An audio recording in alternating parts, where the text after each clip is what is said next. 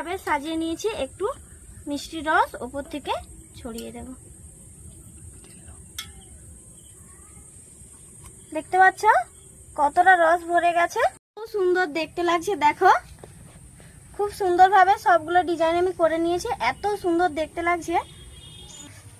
নমস্কার বন্ধুরা, অঙ্কিতার রান্নাঘরে তোমাদের সবাইকে অনেক অনেক স্বাগত জানাই।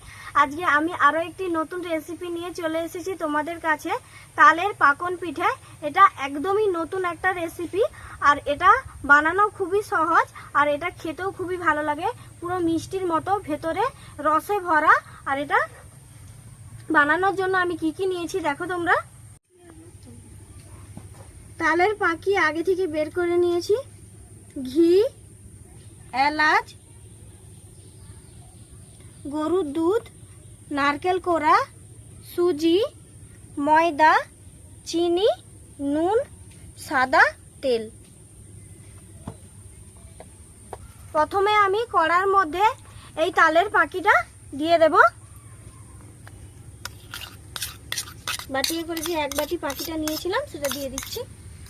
এবারে দিয়ে দেব নারকেল কোড়া,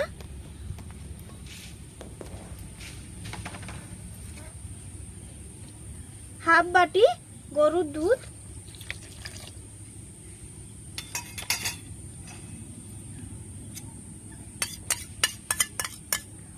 এখানে আমি 1 চামচের মতো ঘি নিয়েছি, পুরোটাই দিয়ে দেব। দিয়ে দিচ্ছি স্বাদ মতো নুন,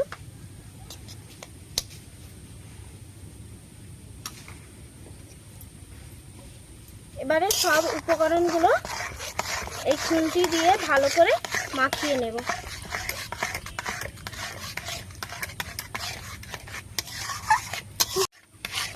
খুব সুন্দরভাবে সবগুলো একসঙ্গে ভালো করে মাখিয়ে নেব।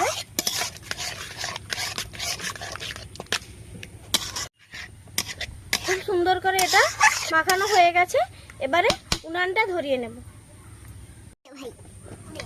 উনান ধরিয়ে নিয়েছি, এটাকে হালকা আঁচে একটু জাল করে নেব।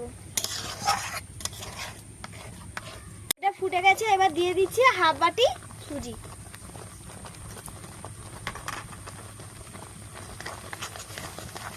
সুজিটাকে ভালো করে তালের পাকির সঙ্গে মাখিয়ে নেব।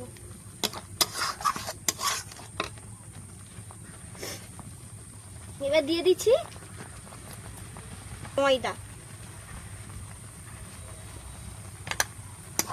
এবার এটাকে ভালো করে মাখিয়ে নেব।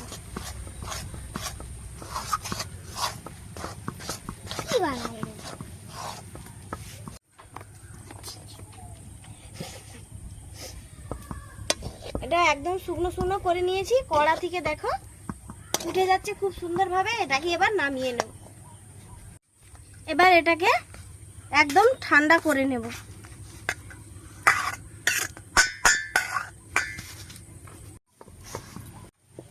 এবার দিয়ে দেব এই বাটি 2 বাটি চিনি,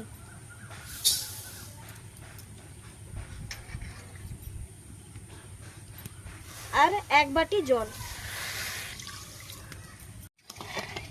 চিনিটাকে ভালো করে গলিয়ে নেব।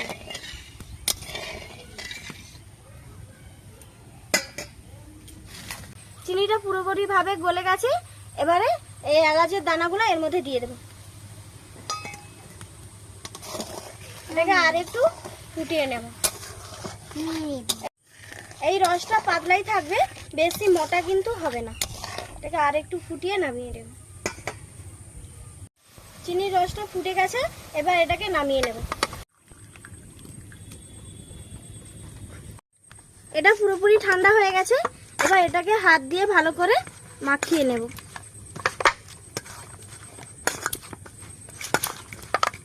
একটু হাত দিয়ে চাপ দিয়ে ভালো করে এটাকে মাখিয়ে নেব।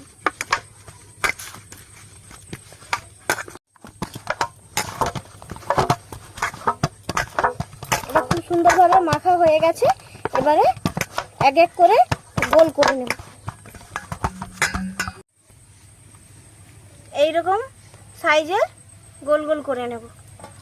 এই একই মাপের সবগুলো গোল গোল করে নেব। এটা লাড্ডু হবে।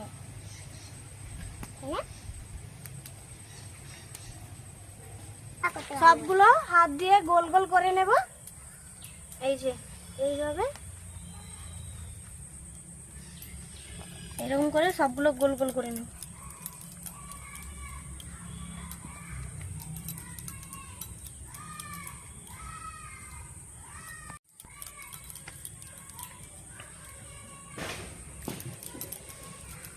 এবার হাতের তালুর মধ্যে নিয়ে এইরকম হাত দিয়ে চাপ দিয়ে, এই যে আমি এখানে একটা লুচি ভাজার ছান্তা নিয়েছি। এবার এই ছান্তা দিয়ে বিভিন্ন আকারে শেপ দিয়ে নেব।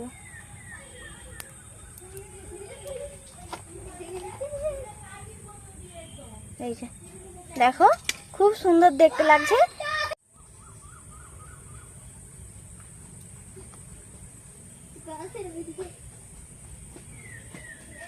এই যে দেখো আরেকটা।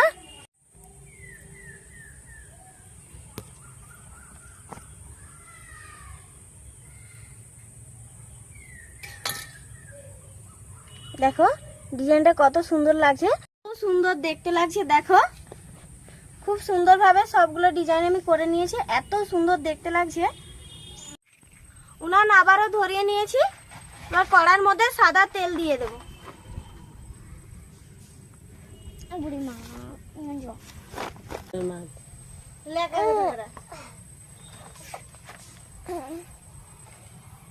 বিস্কুট কোথা থেকে নিয়ে আসু অঙ্কিতা? তেল গরম হয়ে গেছে, এবার এক এক করে এইগুলো ভেজে নেব।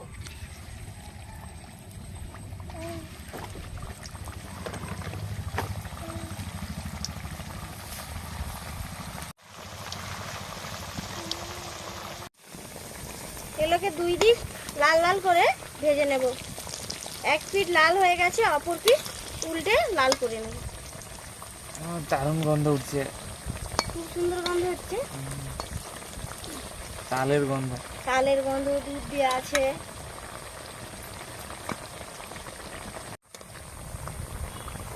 এগুলো লাল লাল হয়ে গেছে, এবার এগুলোকে তুলে নেব।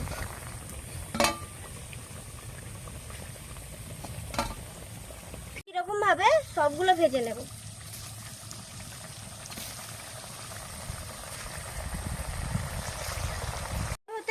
আমি এই যে এইগুলো চিনির রসের মধ্যে দিয়ে দেব।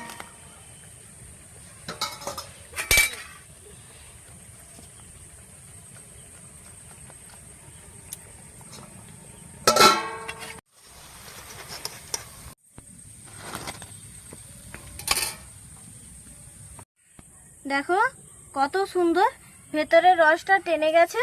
এবার এটাকে তুলে নেব। এটাকে বেশিক্ষণ এই রসের মধ্যে রাখলে তাহলে এটা ভেঙে যাবে। এবার এটাকে এক এক করে এই প্লেটের মধ্যে তুলে নেব খুব আস্তে আস্তে। ভেতরে খুব সুন্দর রস ঢুকে আছে, আর কি নরম। সুন্দরভাবে সাজিয়ে নিয়েছি, একটু মিষ্টি রস উপর থেকে ছড়িয়ে দেব।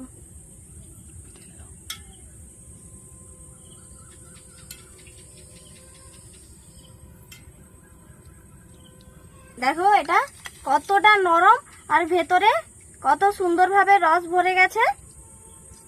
এই যে দেখো, দেখতে পাচ্ছ কতটা রস ভরে গেছে।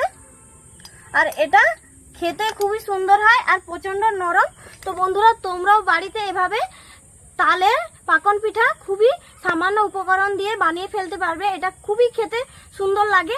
আর আজকের ভিডিওটা যদি ভালো লাগে তাহলে চ্যানেলটি অবশ্যই সাবস্ক্রাইব করবে আর একটা লাইক দিতে ভুলবে না।